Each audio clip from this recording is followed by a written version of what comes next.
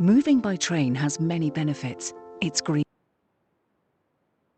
safe, smart, connects people and businesses. Trains are green and account for only 0.5% of transport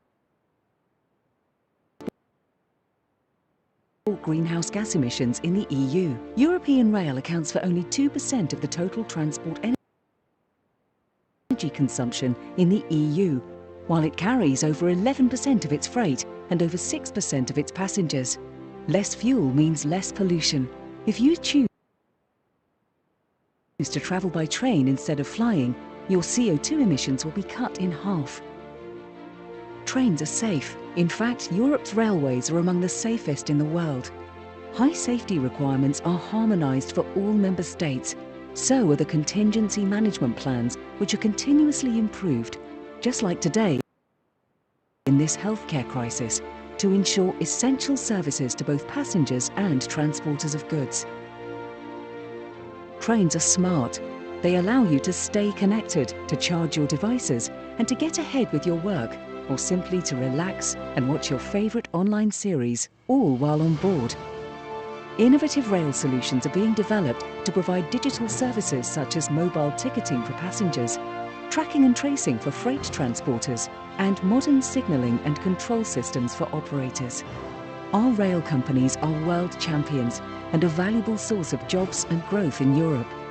The EU is the largest net exporter of the rail supply industry in the world and plays a major role in innovation in the manufacturing market. Trains connect people, businesses, cities, regions, and entire countries.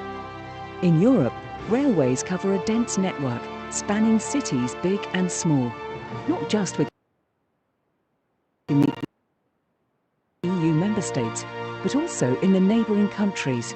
It's a great way to discover lesser-known destinations and to transport goods across Europe. Most importantly, trains are accessible. Most European citizens have door-to-door connections to the key hubs, stations and terminals. So wherever you're headed, transporting, connecting, moving by train is your way forward.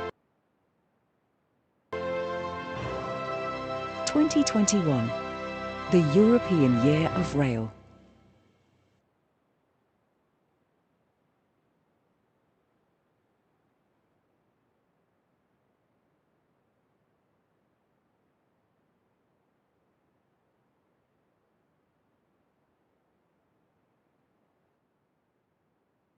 Good afternoon to everyone, and welcome to this session that, as the video I just introduced, is dedicated to the European Year of Rail. And why we have this session dedicated to the European Year of Rail? Because the attention is on the on the most sustainable transport modes we have. Climate change has put rail back in the spotlight because rail is largely electrified and accounts only for 0.4% of greenhouse gas emissions from EU transport, compared to 25% of the EU total emissions in terms of transport. I'm Carlo Borghini. I'm the Executive Director of the Shift to Rail joint undertaking, and I'm here today with an amazing panel, and we have with us Kasia Cesco. She's Policy Officer of the European Commission. We have Ms. Antonella Trombetta, who is the EMBA Business Unity Industry Affairs, is the head of this section in Hitachi Rail. We have Leire Merle Carrera, who is a Research Innovation Project Manager of the Indra Sistemas, and she's involved in IP4 in particular. Ms. Antonella Trombetta is leading the IP2 in Shift to Rail. And finally, we have Constanze Van Holzer. She is the Program Manager, Digital Automatic Coupling from OBB, the Austrian Railways, and she is strongly contributing to the work of our Innovation Program 5 dedicated to freight. Why also the importance of rail in the context of the work we are doing in mobility and transport is that the sector together is working under the umbrella of Shift to Rail, and in the future of the new partnership, the Europe's Rail joint undertaking, in a manner to innovate the rail, because this is really where we need to capture the advantage of rail, creating much more capacity. And I think the sustainable and smart mobility of the Commission targets that defined in terms of high-speed network, doubling it by 2030 and 3 times by 2050. And in terms of freights, an increase of 50% by 2030 and doubly by 2050, are a clear message to rail to take and to look on the technologies, operational solutions that need to be addressed in order to be performing up to the expectations. Europe's rail in the future and Shift to Rail now will be instrumental to develop, to think, to design in a system of system approach such type of technologies.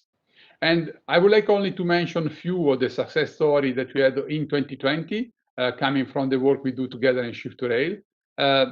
These success stories are, for example, the ATO demonstration activity for gradient automation #2, driving assistance for costing and energy savings that took place in Switzerland and in UK for freight, for passenger, and will be entering the future regulatory framework. Demonstration activity on infrastructure in Austria and in France. Demonstration activity we see here also later from layer on the interoperability framework and the different system to transform the passenger experience. And finally, as we will hear much more from Constance, the European Duck Delivery Program, to mention only some of them. And these are solutions, innovative solutions that will start to enter in the market in the next years in a manner to increase the performance of rail on the existing infrastructure. But I would like now to introduce Kasia Shesko, that is the policy officer in the Commission, who will present to us the European Rail in much more detail. Kasia, the floor is yours. Thank you, Carlo. I hope you can hear me. Thank you for your kind introduction, and good afternoon, everyone. I'm working in DG Move. I will have a very short presentation to introduce the European Year of Rail. I suppose that the presentation should appear on the screen. I can't see it for the moment.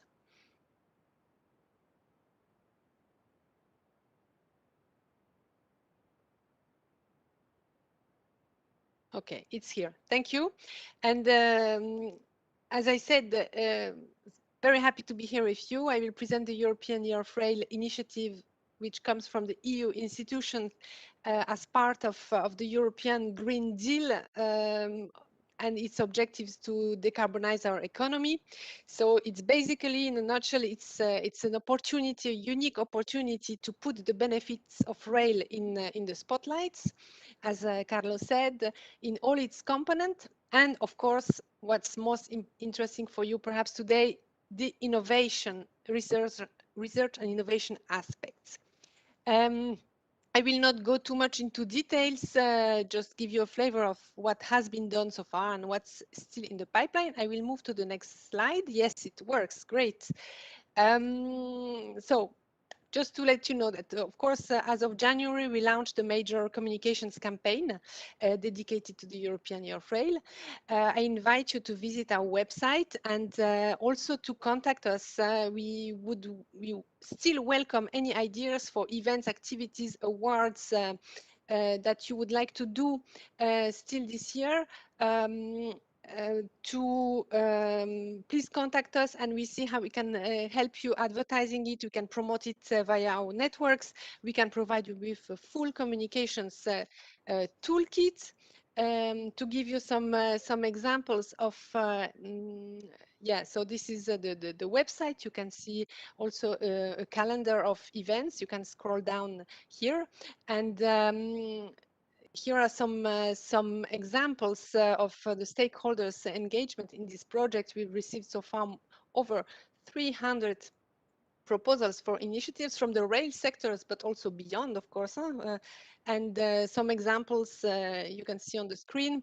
They include, for example, hackathons, project demonstrations of innovative prototypes, some open doors to promote jobs in the rail sectors to the young generation. So there are many, many very good ideas. Some examples of activities, more particularly related to rail research and innovation. So today's workshop, thank you for organizing it. We also had, for example, a rail innovation challenge running for several months, organized by Faire de France, to ask European students to imagine innovative projects.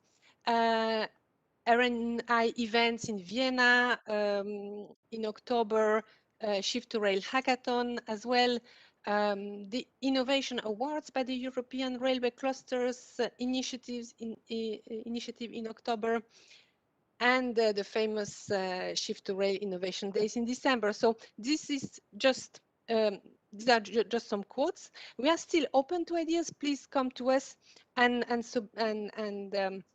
let us know if you would like to be part of the European Year program. We even can accommodate some events early 2022 if need be. We may have some flexibility here. Last but not least, one of the major highlights of this year, we are very proud of it, and a very exciting project called the Connecting Europe Express. What is it? It's a special train that will crisscross the continent in September and early October, so very soon. Stay tuned. With many events along the route during the stops of the train, but also inside the train, bearing, of course, all the health safety measures. And in particular, there will be inside the train a dedicated space to exhibit new technologies. And you will see it will also showcase Shift to Rail and CINEA project results. So probably very interesting to you as well. You may see the link to the dedicated webpage. Please visit this page. All the latest information will be published, and I will show you on the next slide. I hope you can see it despite the very small screen. You can see on the map where this train will be running. You see it will visit many countries, many places, not only capitals. And maybe you would be interested also to propose to organize an event along the train route. It's still time to contact us and to let us know, but please do it quickly as we are now coordinating and finalizing the program of all those events that will start on 2nd of September. So in a nutshell, please, we invite you to get involved, to inform us about your plans and ideas and to contribute. I trust this presentation can be shared with the attendees, and happy to pursue, to follow up with you now or later on. Thank you very much, and looking forward to our discussions on your very interesting projects. Thank you very much, Kasia, for your presentation. As you said, the European Year of Rail is for people and people to become, to look back at rail and to understand how rail is rethinking itself at the end, maximizing the performance of the existing infrastructure, creating new services. So when we are talking about the technologies and innovative solution, we are talking always in focusing on with the people at the center of this major transformation. Thank you very much again, and I know that you will remain with us and you are available to be contacted for the train. When I also see the beautiful map about the Connecting Europe Express, I'm thinking 2031, by when Europe's rail will have finished its work, to have this map connecting all the capitals of Europe, the center with about 300,000 people by high speed. And this will be where we make the change, where we impact the life of people, like we have seen happening when, for example, high speed has been created in different countries. I would like now to introduce Miss Antonella Trombetta, because she can tell us effectively what does it mean to create a new rethink a rail system, and maybe we can already have her presentation while we are introducing Antonella. Antonella, as already mentioned before, she has a key role in Hitachi Rail and in particular in the industry affairs. And she is responsible in Shift Rail for the innovation program #2 that is dedicated to the core and the brain of the rail system. And in particular, today she will speak with us about automated train operation. Thank you, Antonella. Thank you very much, Carlo, for your kind presentation.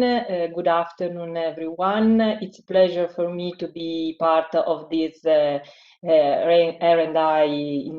days, and especially to be part of this panel that is, except Carlo, is all female, done by women. It is a very, very step forward in the railway sector. As Carlo introduced, I am the IP2 coordinator, and this slide more or less explain the essence of the IP2 topics. You can see the next generation of communication system. In the last year, the communication technology had a big improvement, and this improvement allows new feature to the signaling part of the railways. The impact of the application of the next generation of communication system opens the needs to a deep study on the cybersecurity applied in all the context of the signaling system.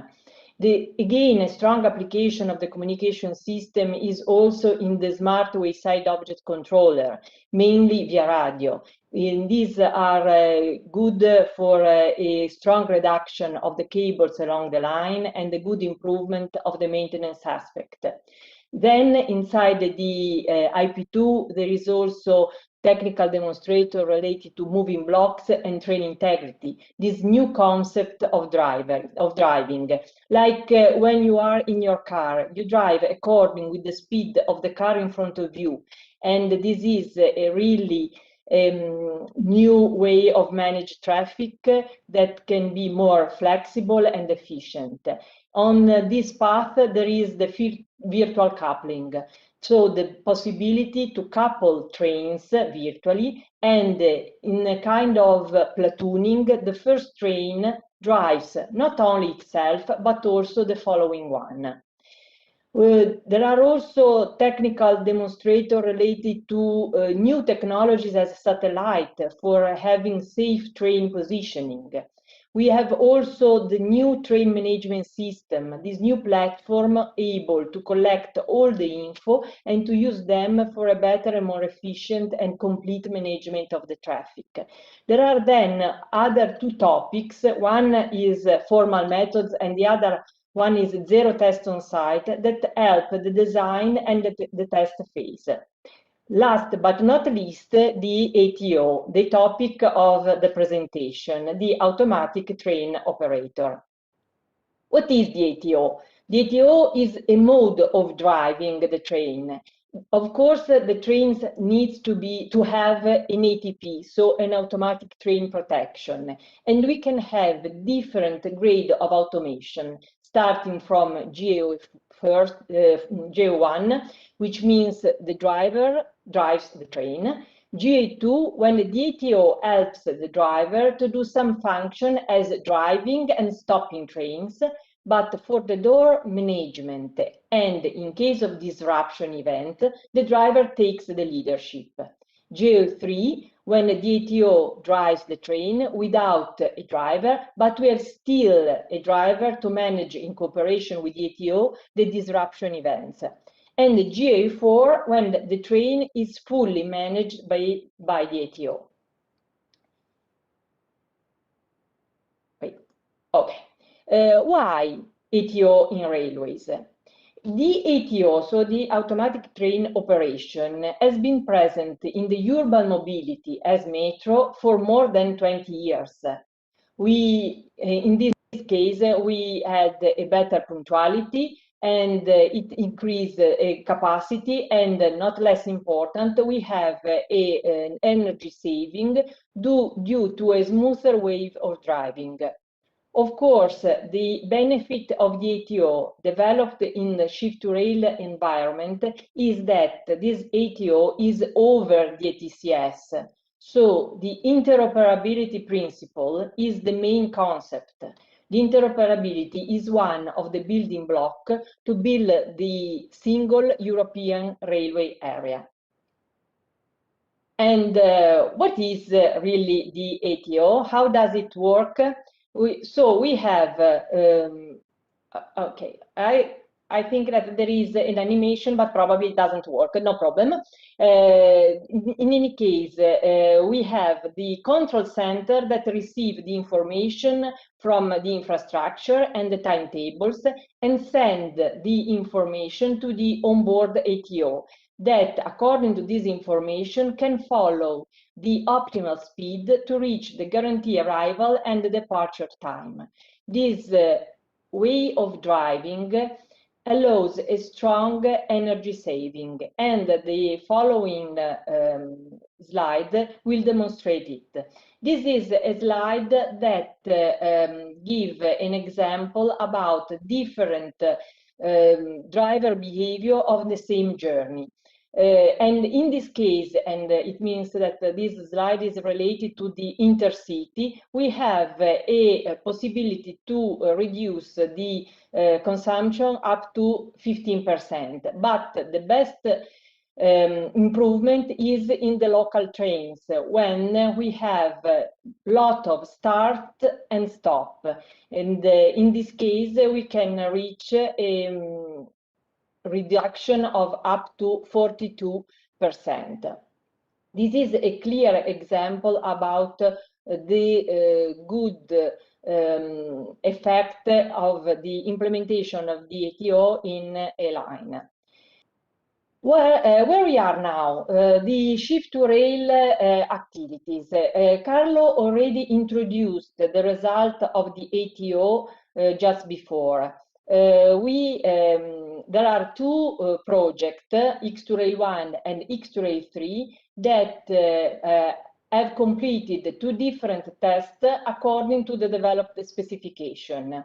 X2Rail 1 in UK had the focus on the ATCS level 2 and the GA2 for passenger trains, while X2Rail 3 in Switzerland with the focus on ATCS level 2 again and GA2, but for freight trains. The results were very good, also considering that were made during the period, this last period affected by COVID-19. These results gave us the confidence of that the specification written and studied in Shift2Rail will be released for the TSI 2022. And what is next?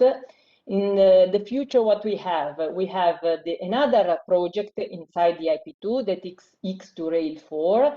The aim is to write the specification for GA3 and GA4, and also other test line, the pilot test and the demonstrator are foreseen in inside the environment of Shift2Rail. Okay. Thanks for the attention about the ATO. Thank you very much, Antonella, for your presentation and having kept the time, because we started a bit late only for a technical problem, but we are full speed in the event. I have one comment first. I use the ATO. Very good. Very good.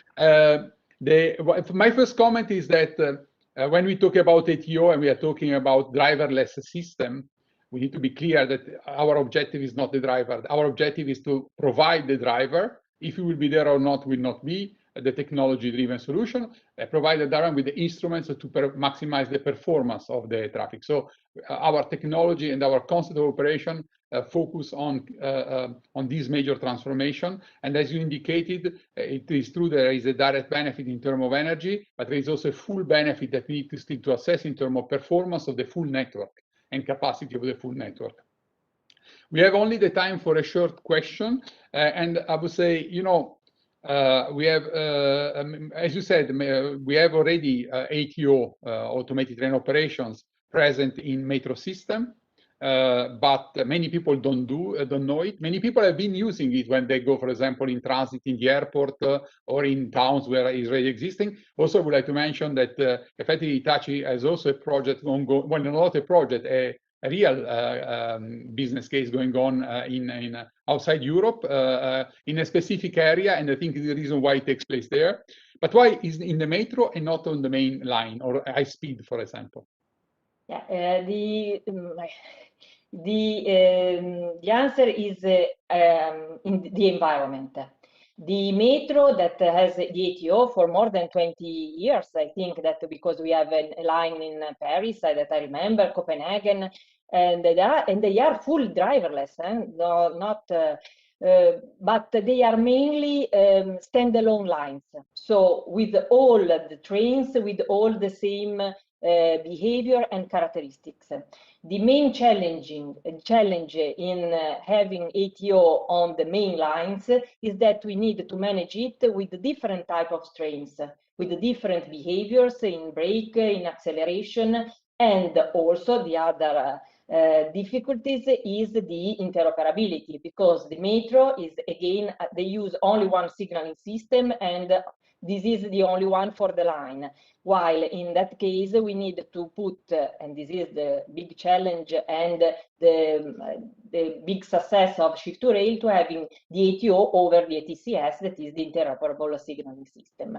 Yeah. I think that we will succeed on it on different topics. I don't have doubts, because effectively the key European industry members, the key European player, are all around the table, and they're working together, because I think this is really the key advantage of the work we are doing. So efforts are put in this logic of coming up with a single European area. Again, this is really the key opportunity to showcase the benefit of this type of solution in the context of the European Year of Rail. And clearly, introducing ATO, well, I think the complexity that the road experience now with the ATO system or driverless system on the automotive effectively are also touching to a certain extent the complexity of the rail environment. I think you share these views also. Yes. In fact, for the automotive, the situation is, I think, quite is different, and sometimes it's not having our experience in railways. Sometimes it's hard for us to understand how the automotive can manage the ATO as we do, because the ATO, as I said before, is in any case a function over an automatic train protection. So it means that there is a fail-safe function machine, that is this ATP, that in any case will prevent failure. Yeah. There is not the same in automotive.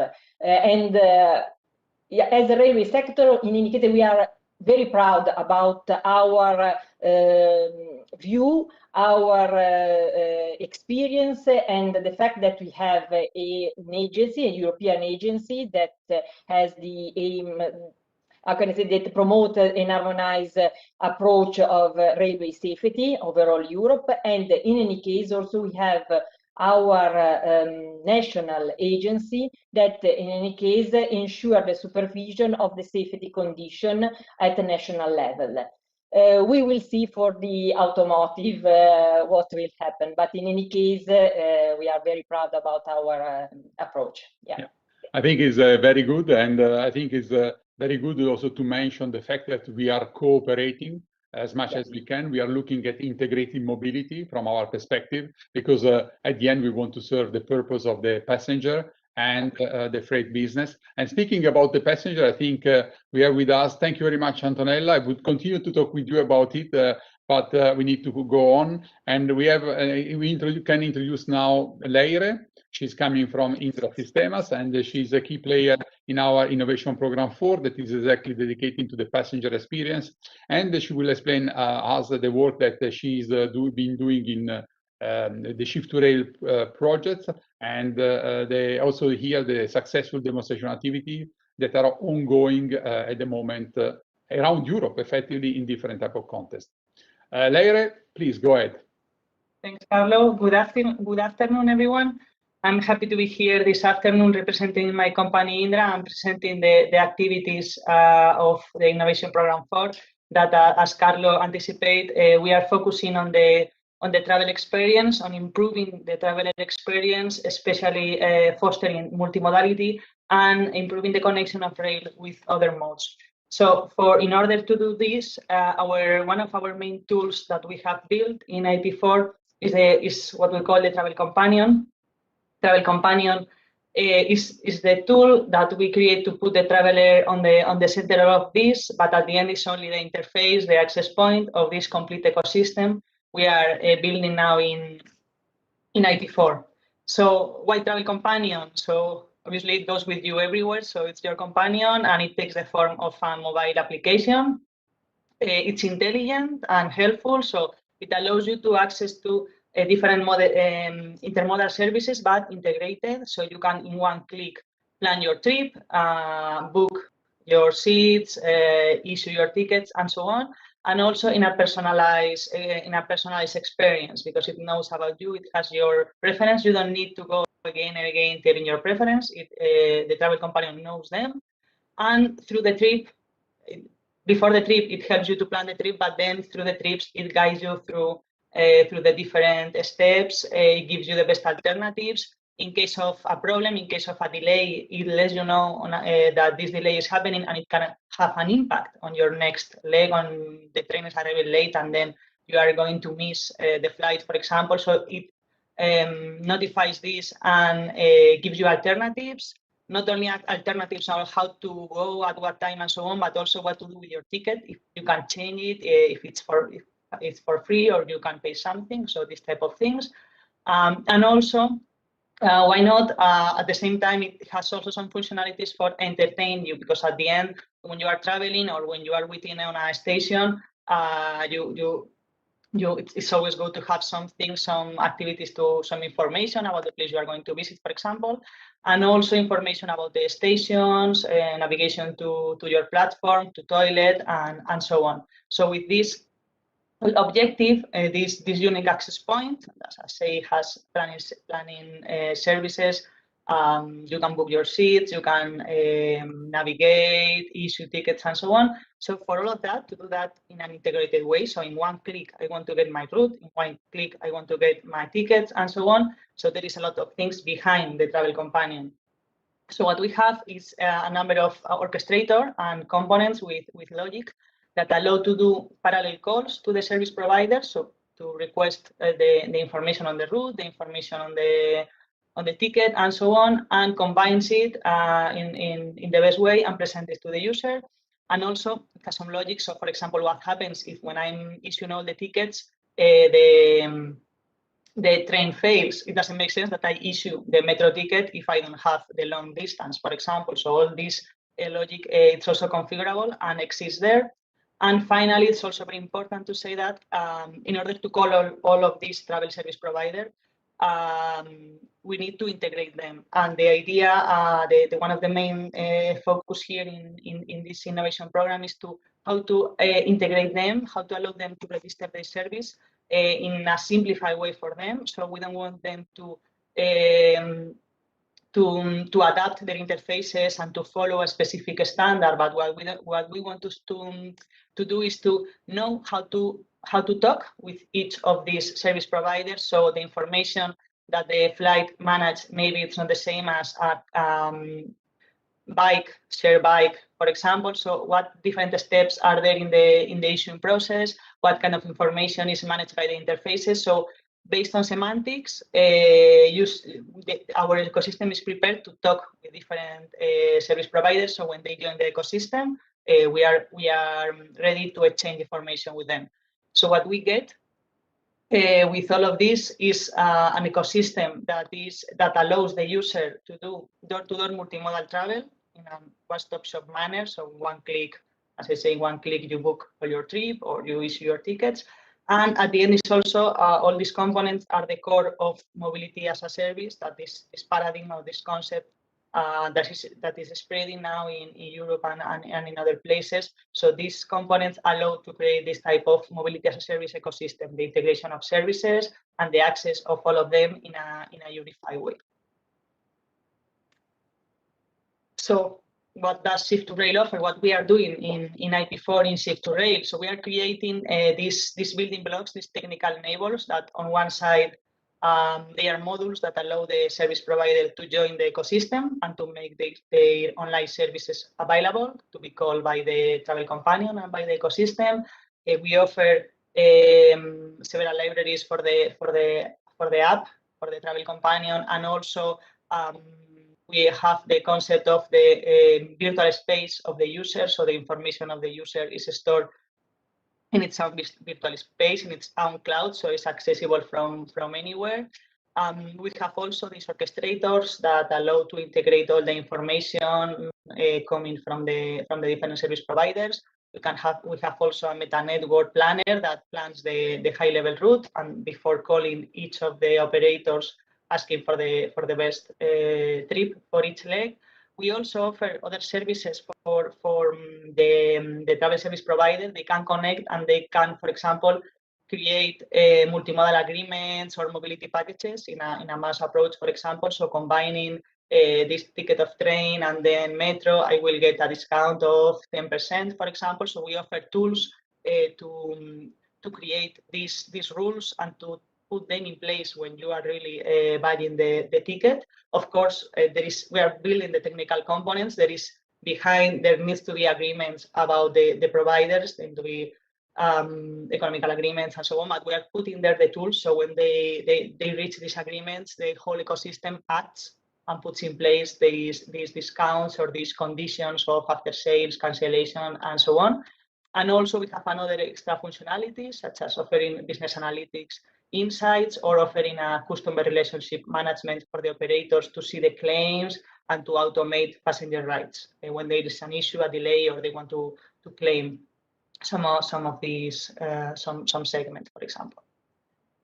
So what we are doing, we are working gradually since the beginning of Shift2Rail. We are adding new functionalities. We are improving the functionalities we have. We are also adding new transport modes. So we, for example, we have in the last years integrated also on-demand responsive transport. So we need to deal with how this information, what information they manage, and so on. So we have planned several demonstrations. For the moment, for the existing components, we have done demonstration during this year, at the beginning of this year, in Lisbon, in Malaga, and in a Central East corridor in the east of Europe, where we have demonstrated all the different functionalities we had in place, planning, booking, and so on, involving long-distance trains, urban modes, share modes, as I say, and so on.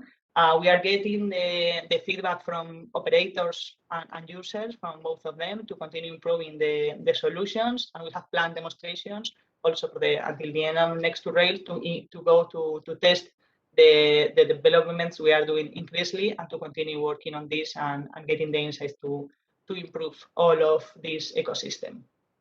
Later, we need to close because we are a bit late. It's the last one. Yeah. Great.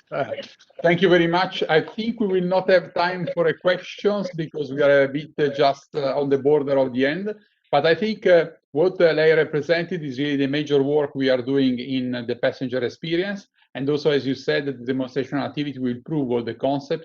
And I think also the opportunity for any type of service provider to be able to connect to the ecosystem. And I think this is really the major advantage that is proposed by the work you are doing in the group. But also, I would like to take the opportunity now to link with the last speaker of this session today, that is Constanze Banolzer from OBB. She will look at the freight perspective that is completely different. Why there is an important link is because also we need similar services that we have in IP4 for rail. But today we don't speak so much about the services. We are speaking a major enabler that will change the way rail is operating in the freight system. And now you have the floor, and I will ask you to stay in 5 minutes if you can. Thank you very much, Constanze. Thank you very much for the introduction, Carlo, and thank you for having me here at this session for the Europe's Year of Rail. And this brings me actually to the topic, so thank you for the introduction. I would like to talk about the digital automatic coupler in rail freight transport. I would like to give you a short overview and why we believe that, as Carlo also mentioned quickly, it will be the game changer for the Europe's rail freight sector. I was already introduced. I'm working for the ÖBB, and I'm also supporting the European Duck Delivery Program, so the European layer. In my perspective, it is always good to start with a problem description, and I'm not sure if anybody of you would call rail freight old-fashioned, but this actually indeed hindered in limited network capacity. It is dominated, as you can see in the middle, by manual interventions, and also we cannot offer customers the relevant information that they wish in the comparison to the previous presentation we saw. And I think in general, rail is already green, but we also need to get greener, and we need to take into consideration that an increase of the rail freight volumes, a reduction of greenhouse gases comes along, as we also saw in the introductory video of this session. And now I would like to especially draw your attention to the middle of this slide, to this picture. And you have to imagine for more than 100 years, actually, wagons have been coupled using screw coupling. So which is actually heavy manual work, where a person working, for example, at the marshalling yard needs to lift 20 kilograms and needs to do this for actually each and every wagon of a full train, also walking the whole train up and down. It's exhausting, it's a hazardous environment, and actually I hope you agree this is a highly inefficient process. And we as a sector are definitely aware about those weaknesses, but in order to shift volumes from road to rail, we are also ready to work on those. And now we're coming actually to the solution. So with a problem, in best case comes a solution. And this is the automation of the process as well as the digitalization. And most of you might know how the coupling process works, but I already explained it in the previous slide. And now I would like to ask you to imagine the automation of this process, where no person is involved. This coupling process of two wagons functions automatically. And with this, additionally comes digitalization to a freight train. So from the top of the train, from the beginning of the train, the loco to the last wagon of the train, we have a complete connection of data and energy with this coupling process. So actually full digital rail freight operations. In order to give you a better understanding also, of the global situation, I try to keep it short. You will recognize that everything is actually blue, and this means that actually those countries are one step ahead. They implemented the automatic coupling. We have in Europe still the screw coupling. But, and I think it's important to say, here comes the but, with this project that we are working on and this initiative, also the EDTP enabled by Shift to Rail, we could be the first ones operating the digital AC, so the digital automatic coupler. It is not a standalone technology, but the basis for the full digital rail freight operation. And since the word enabler already was mentioned, you might ask yourself, what does she actually mean with this? So when we're talking about the automation and the digitalization with the power and data connection through the whole train, even more applications will be enabled.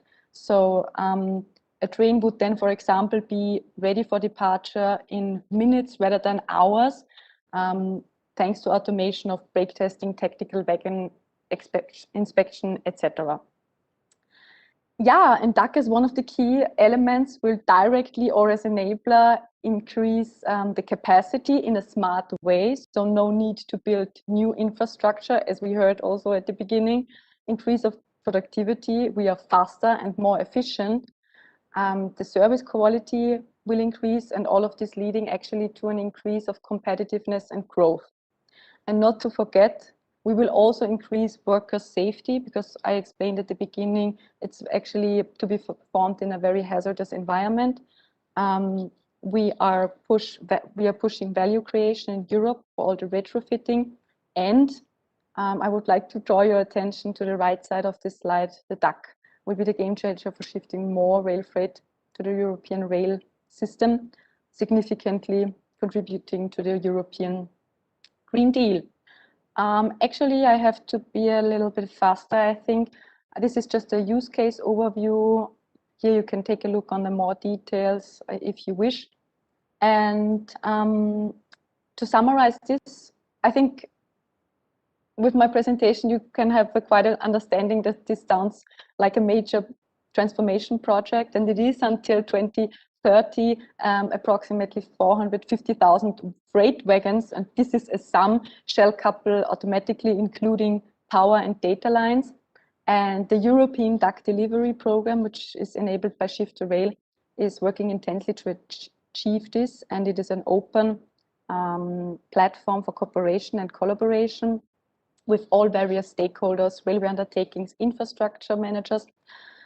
Yeah, and there is still a long way to go. We have to define the appropriate migration path. The respective funding and financing needs to be available. Awareness and acceptance, because it just functions if it is harmonized for the whole Europe.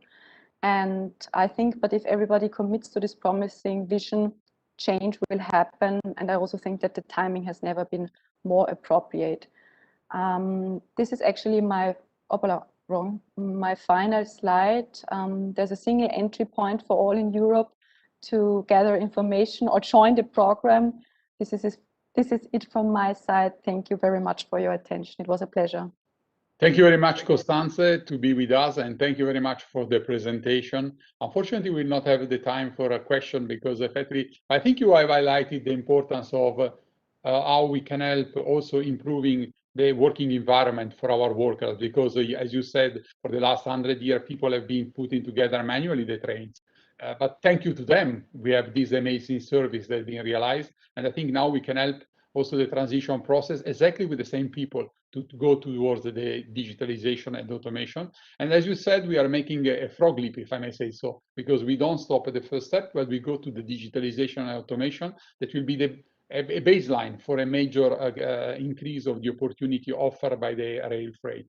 Maybe, I don't know if it's possible to bring all the speakers together again now, only to conclude, because also we have a quite interesting question that I don't think we'll have the time to answer all of them. But fundamentally, one of the key questions was put on the table was how the moving block and ATO in mixed traffic will be working. Yes, this will be one of the challenges at the beginning, because the mixed traffic will be the complexity of the activities that we'll have to run when we will introduce the technology, as Antonella explained before. And only to wrap up, at the end, what we have tried to demonstrate today is that rail is innovating substantially itself in order to promote new services, in order to answer the needs of the passenger for new mobility concept, sustainable and cost efficient, as well as is working towards the rethinking of the freight business in order to create and achieve the targets of the European Green Deal, offering the opportunity to integrate in the full logistic value chain.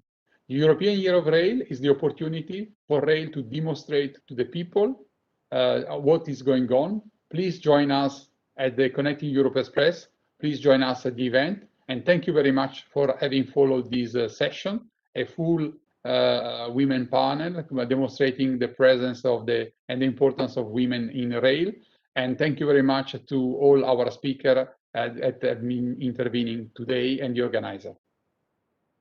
Thank you. Have a nice day. Thank you. Thank you. Bye-bye. Thank you. Thank you.